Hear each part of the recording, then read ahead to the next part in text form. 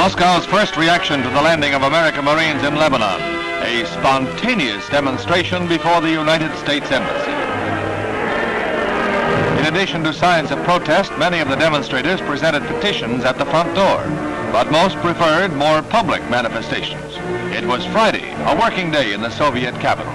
The crowd was estimated at 100,000. Lots of them were youngsters, but a sizable turnout for the workers' paradise, which of course boasts full employment.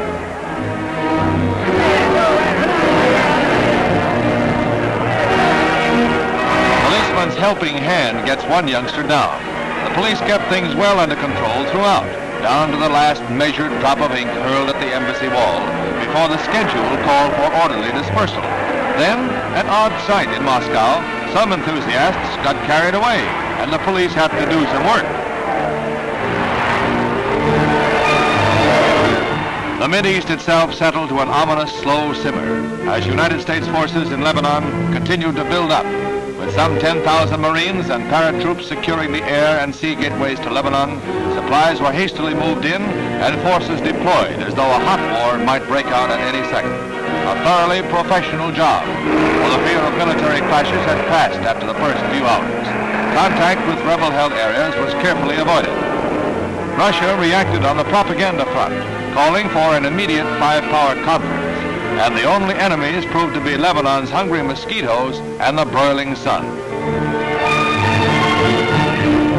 The Lebanese were friendly and curious.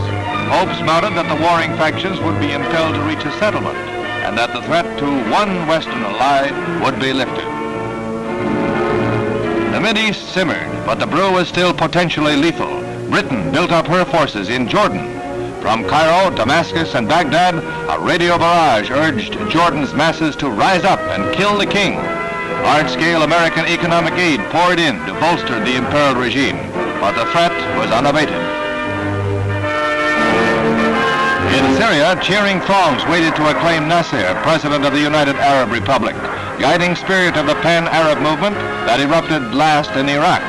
As the United Nations and the outside world debated, Nasser was returning from a hasty visit to Moscow, with his power at an all-time high. The man who might yet set the entire Middle East, perhaps the world, aflame.